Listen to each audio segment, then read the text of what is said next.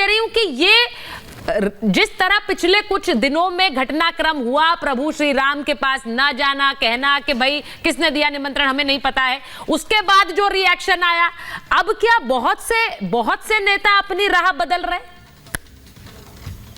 लेकिन चर्चा एक बात तो स्पष्ट हो गई कि विपक्ष की जल गई एकता की रस्सी, यूपी में भाजपा जीतेगी 80 में 80।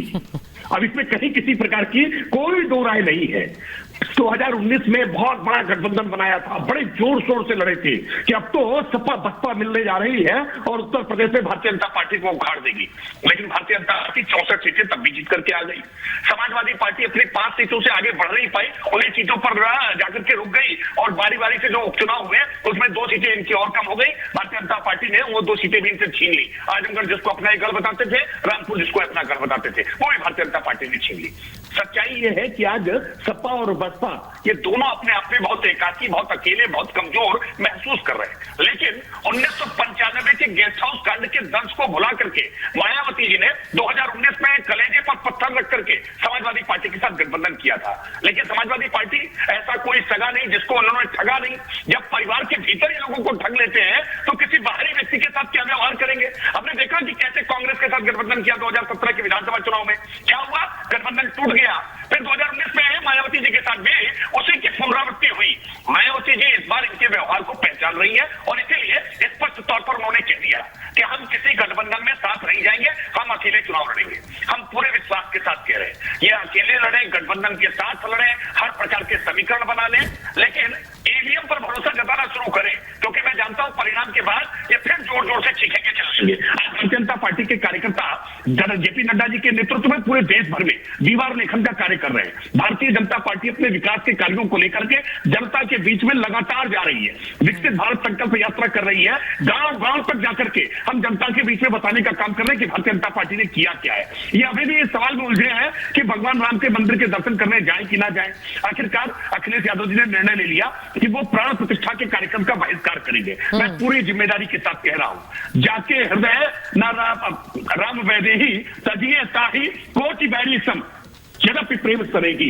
ये विनय पत्रिका में गोस्वामी तुलसीदास जी ने लिखा है, जो भगवान राम का प्रिय नहीं है। नहीं, देखिए यूपी कितना इंपॉर्टेंट है ये हम सब जानते हैं। मैं अगर सियासी हलकों में बात करूं, हालांकि मेरे को हमेशा लगता है श्रद्धा और राजनीति का मिश्रण नहीं होना चाहिए, लेकिन इसको उसे अलग करके देखा नहीं जा सकता है मौजूदा समय में। अभी जो स्थिति है 80 सीटें यूपी से आती हैं, ये तो बहुत पुरानी कहावत है कि जो यूपी ले जाता है वही दिल्ली की कुर्सी पर काबिज होता है। भाटी जी कुछ कहना चाह रहे हैं? भाटी जी बोलिए। नहीं, मैं केवल इतना कहना चाह रहा हूँ राकेश त्रिपाठी जी से कि राम के आदर्शों का पालन करना, राम के प्रति सम्मान रखना, राम के प्रति भक्ति रखना अलग विषय है और किसी इवेंट में जाना ना जाना एक अलग विषय है।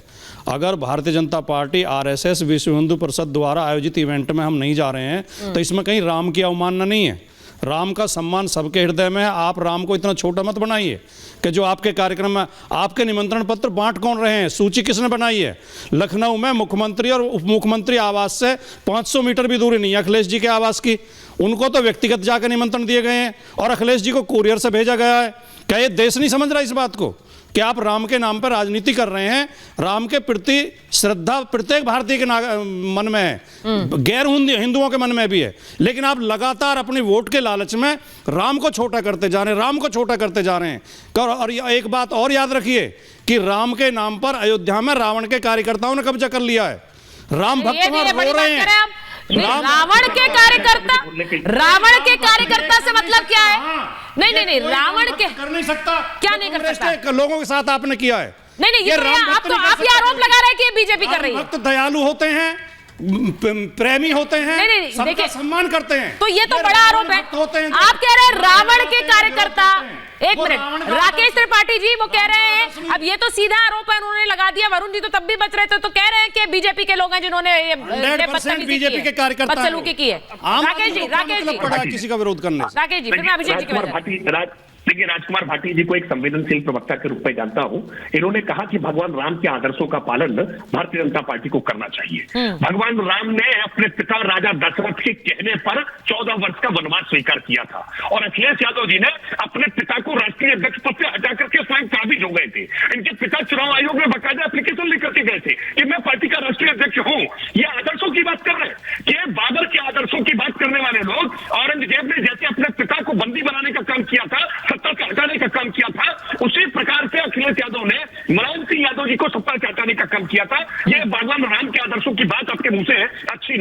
है। देखिए सच्चाई ये है कि अखिलेश यादव जी अभिषेक जी को मेरी प्रतिष्ठा के अनुरूप मुझे आकर के निमंत्रण देना चाहिए था। अरे आप बड़ा मन समझिए उन राम भक्तों का जिन पर गोलियां चलवाई थी आपके पिताजी आपकी सरकार ने, उन गोलियों के दर्द को भूल करके आपको निमंत्रण भेजा ही सही। आप कह रहे नहीं, और वो गोलियां चलाने को इनके नेता सही कह रहे हैं। मुझे लगता है वो जो नेता हैं वो इनके लिए भी मुसीबत बन गए हैं, ये पार्टी भी समझ रही है। हाँ जल्दी से सर अभिषेक जी के पास जाना है मुझे। राम के आदर्शों की शिक्षाई हमें देने लगे हो तो राम के आदर्श वो थे कि राम ने जब रावण पड़े थे घायल युद्ध भूमि में तो लक्ष्मण को उनसे भी शिक्षा लेने के लिए भेजा था और कहा था सम्मान के साथ बात करना। ये राम के आदर्श हैं। आप विपक्षियों को गाली देते हैं, कोसते हैं, अपमान करते हैं। आप रावण के समर्थक हैं, राम के समर्थक नहीं हैं। राम के अनुयायी हम हैं, आप रावण के अनुयायी हैं। आपका अहंकार, आपका ढोंग, आपका पाखंड, रावण भी दोनों समय पूजा करता है। आप अच्छा ठीक है, एक मिनट, आपने पाखंड और ढोंग की बात की है। ये मुझे लगता है कि आपने जब ढोंग की बात कर दी तो मैं अभिषेक जी के पास जा रही हूं। अभिषेक जी, वो नेता ऐसे हैं जो सपने में राम को देखते हैं और प्रभु श्री राम उन्हें सपने में सब बता देते हैं। अब तेज प्रताप जी बता रहे हैं कि प्रभु श्री राम अयोध्या नहीं आ रहे क्योंकि सपने में बता दिया है। वो कभी सपने में ये भी बताते हैं कि 24 में आ रहे हैं कि नहीं इंडिया गठबंधन?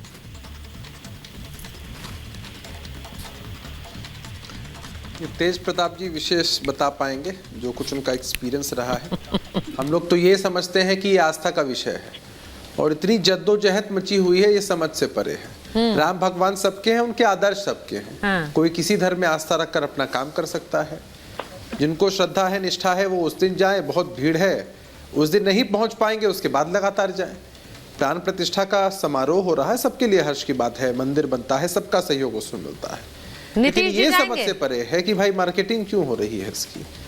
रविशंकर प्रसाद, देखिए नीतीश कुमार जी को जहां तक निमंत्रण मिलने का सवाल है, 21 तारीख को नीतीश कुमार जी को समस्तीपुर में एक मेडिकल कॉलेज का उद्घाटन करना, 22 तारीख को भी कार्यक्रम लगे हुए हैं। लेकिन अभी तक अंतिम फैसला नेता की तरफ से नहीं आ पाया है कि वो शामिल हो पाएंगे या नहीं हो पाएंगे। कि हम लोग बायस्ड लोग नहीं है सुचरिता जी, नहीं। बहुत सारे लोग बायस्ड होते हैं। अगर वो पूजा पाठ में सम्मिलित होते हैं, तल्लीन होते हैं, तो उसकी मार्केटिंग में लग जाते हैं कि उनसे बड़ा पुजारी कोई है ही नहीं। और धर्म कभी भी इस बात की इजाजत नहीं देता है कि आप अपने महिमा मंडन के चक्कर में कहीं ना कहीं धर्म या आस्था को ही डिमीन करना शुरू करते हैं।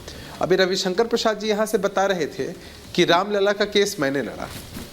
भाजपा की एक नेत्री कह रही थी कि मोदी जी की वजह से राम भगवान का मंदिर बना। तब तो यही बात हो गई ना कि माननीय सर्वोच्च न्यायालय के फैसले को भी आप ओवररूल करके अपने नेता के महिमा मंडन और मार्केटिंग में लगे हुए हैं।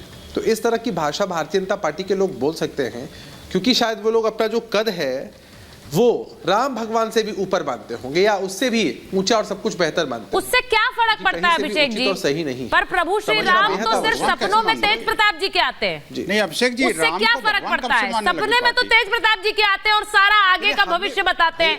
तेज प्रताप जी वो नेता हो गए हैं जिनको सपने में आके वो भविष्य बता रहे हैं सुचरिता जी कि वो राम नहीं आएंगे वहां, मैं नहीं जा रहा हूं। अब इस तरह के बयान आप लोगों के लिए एम्बैरेसिंग नहीं होते हैं?